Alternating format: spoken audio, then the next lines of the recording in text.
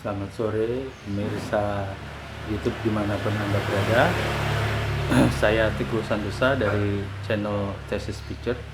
Kali ini saya ingin berbagi pengalaman saat saya memperoleh kesempatan untuk menjadi eh, program director di Badik TV Pekalongan. Waktu itu kenapa saya dijadikan program director Badik TV Pekalongan, karena Badik TV melakukan perekrutan dari berbagai macam yang mendaftar atau yang melamar untuk menjadi karyawan Badik TV. Tapi dari sekitar 250-an pelamar itu tidak ada yang memenuhi kriteria program director.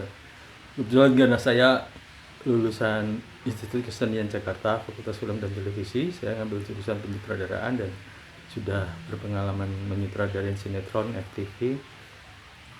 Sehingga waktu itu kepala humasnya Pak Supriyadi memanggil saya untuk datang ke pemerintah kota.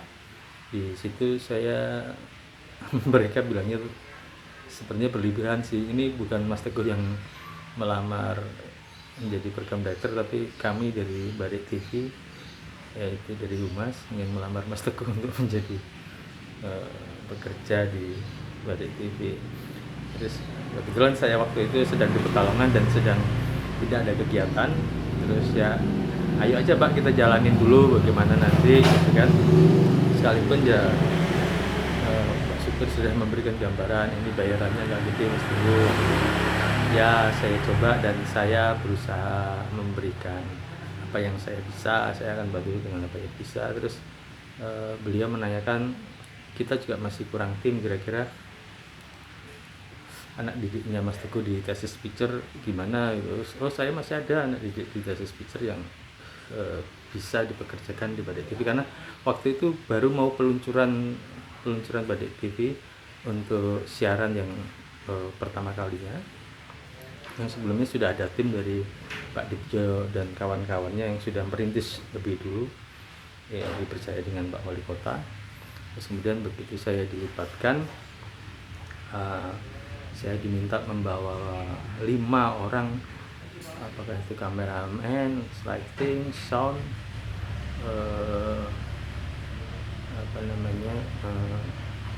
multi talent, jadi yang merekrut talent begitu ya, terus editor. Waktu itu saya ngajak Faisal untuk menjadi editor, yang saya sering ngikut sama Faisal, yang dia otodidak ngikut sendiri, dia punya warnet. Terus kemudian ada Muhammad Rum yang sudah sering saya ajak menjadi lighting hingga menjadi asisten kamera di produksi Thesis Picture. Juga ada Agus Subianto, atau dikenalnya Kuntul karena orangnya tinggi sekali. Nah, mereka saya rekrut, saya bawa ke Badik TV karena mereka sudah berpengalaman. Sudah saya pernah ajak syuting company profile di Bank Lampung, juga syuting di Bandung, syuting video klip di Jakarta. Orang yang saya bawa ini sebenarnya ada yang loper koran, ada yang tukang batu, ada yang tukang batik gitu ya. Tapi di sela-sela kesibukan mereka, di sela-sela ketika mereka tidak ada kerjaan, saya ajak syuting dan saya ajarin bagaimana menggunakan alat-alat syuting. Nah, mereka akhirnya terlibat di Badik TV itu. Langkah pertama yang saya siapkan mereka dengan kru atau karyawan Badik TV yang sudah direkrut dari Pemkot Pekalongan waktu itu. Pertama kalinya waktu kan Pak Supri berpesan, bagaimana Mas Teguh ini kita sebenarnya bisa produksi nggak dengan alat yang sudah ada, dengan perangkat yang sudah ada. Saya bilang bisa sekali.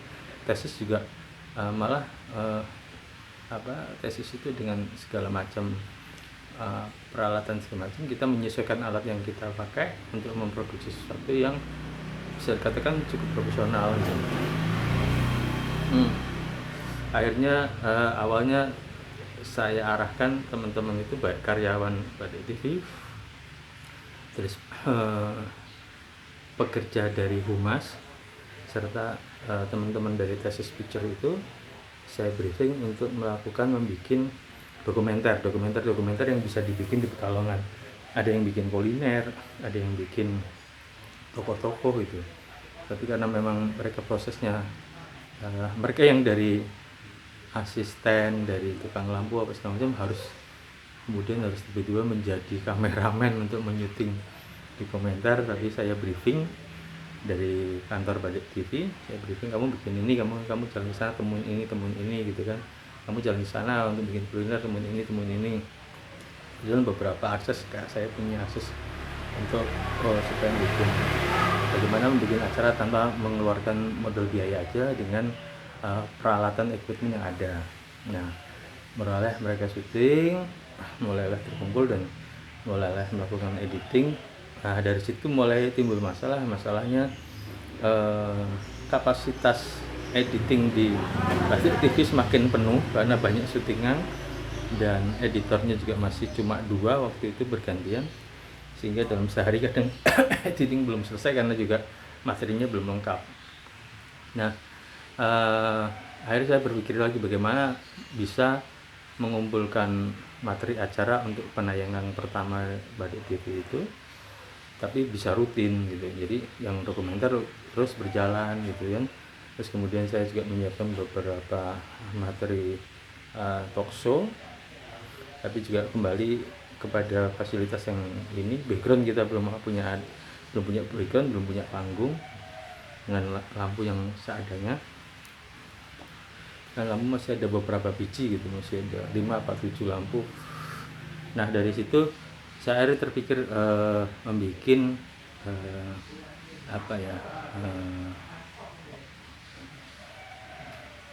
komedi live seperti OPC gitu.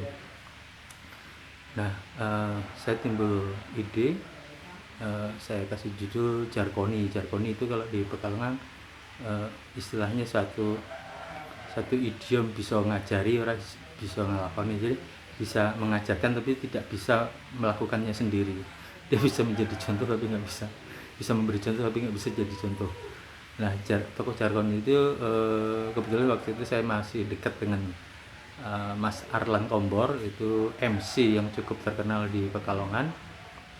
Nah, saya melobi Mas Arlan mau nggak bantu Badik TV, memang belum ada biayanya, tapi kira-kira saya ingin syuting yang sekali syuting langsung membuat 3 atau 4 atau 5 episode gitu, karena untuk membuat stok tayang di Badik TV. Nah, masalahnya ayo aja gitu. Terus dibilang yang penting pas saya nggak ada jadwal MC. Oh boleh, kabarin aja nggak ada jadwal MC-nya kapan. Terus lah ceritanya apa ya, pokoknya Mas Arlan jadi Jarkoni, tokoh utamanya. Nanti kalau ada waktu pas nggak ada MC, kita setiap sore kita latihan sebelum syuting gitu. Oh boleh. Nah, waktu itu tesis juga masih mempunyai anggota Tom Pyong, terus Bu Ismi almarhum, terus Inggah. Dan ya, dari keempat pemain itu saya memberikan plot beberapa komedi yang komedi verbal di Pekalongan yang diceritakan dari orang ke orang gitu kan. Kemudian saya rangkai menjadi cerita. Rangkaian cerita itu kita latihan ya tanpa ada naskah, karena sudah tidak keburu waktu untuk naskah. Kalau pagi saya mesti briefing dan mengarahkan kru Badik TV melakukan syuting apa. Sore saya latihan Jarkoni bersama Arlan Kombor, Bu Ismi, Tom Yong dan Indah. Nah, setelah latihan sekitar seminggu ya setiap sore itu, kemudian Arlan memberikan waktu, ini pas hari ini jam ini dia kosong, nggak ada MC ya. Terus kemudian saya hubungin pemain lainnya, dan kebetulan alhamdulillah ada bisa. Akhirnya itulah pertama kali Badik TV melakukan syuting multi kamera yang langsung diedit gitu menggunakan switcher. dan pada saat itu juga para karyawannya baru pertama kali melakukan syuting multikamera seperti OBJ, dan kita menggunakan setting yang sangat-sangat sederhana. Waktu itu kita masih hanya difasilitasin adanya layar hitam yang saya bagi 3 itu untuk pintu masuk dan pintu keluar pemain. Terus kemudian saya cuma kasih sofa, beberapa yang tim artistiknya menyediakan properti. Kita syuting dalam semalam itu alhamdulillah dapat 4-5 episode ya, yang cuma dari latihan sama improvisasi, dan kebetulan pemainnya juga setelah latihan lebih luas, mainnya juga tanpa paksaan, lebih rileks gitu. Nah pada saat setelah syuting saya kan juga ngomong sama editornya, ini mesti dirapin lagi, jangan asal di-cut seperti itu, kalau ini perlu di-jump cut atau apa gitu kan ya. Artinya segala sesuatu yang kita lakukan itu melihat perangkat, terus SDM yang ada, bagaimana melobi materi untuk supaya kita membuat acara. Karena waktu itu juga peluncuran dari TV, konon kabarnya sudah mengeluarkan banyak biaya, dan memang anggaran Batik TV saat itu masih belum bisa berkembang ya. Saya memaklumi, tapi karena saya masih berada di Pekalongan ya. Tapi setelah mungkin hampir 2 bulan saya ada panggilan kerjaan, yaitu disuruh membantu editing serial Saranghe yang stripping di Indosiar. Waktu itu kerjasama Indonesia dan Korea ya, pemainnya Tim Huang sama beberapa aktor Indonesia, Revalina Estemat. Waktu itu saya membantu ngedit Mbak Dewi, juga saya menjadi tukang bikin tag terjemahan dari Korea ke Indonesia. Ada translatornya dari Korea gitu yang menerjemahkan ke Indonesia, terus saya sesuaikan bahasanya untuk tag ya. Nah kemudian akhirnya karena ada pekerjaan itu, saya mengundurkan diri dari Batik TV. Tapi saya sudah memperlihatkan kepada teman-teman bahwa harus ada media di daerah yang bisa membuat supaya anak-anak muda itu bangkit kreativitasnya, antusiasnya untuk kreativitas, untuk menyalurkan kreativitasnya. Bagaimana fasilitas yang dipunyai pemerintah kota itu dimanfaatkan semaksimal mungkin untuk media ekspresi gitu ya. Sekalipun kalaupun itu dengan segala keterbatasan apapun, jangan pernah menyerah gitu. Jangan pernah menyerah dan berusahalah maksimal gitu. Nah, saya ingin berbagi pengalamannya seperti itu. Artinya di mana-mana pun kan sekarang sudah mulai banyak TV lokal ya. Tapi ya kita semua pasti tahu keterbatasannya, pasti otomatis di masalah dana. Tapi jangan pernah menyerah. Ada dana seberapapun, ada fasilitas seperti apapun, teruslah berbuat sesuatu untuk lingkungan yang bisa memberikan nilai positif gitu ya, bisa membangkitkan dan bisa memberi peluang kreativitas. Jangan sampai anak-anak muda itu akhirnya kehilangan peluang kreativitas sehingga terjerumus yang tidak terjerumus narkoba, terjerumus pergaulan bebas dan sebagainya.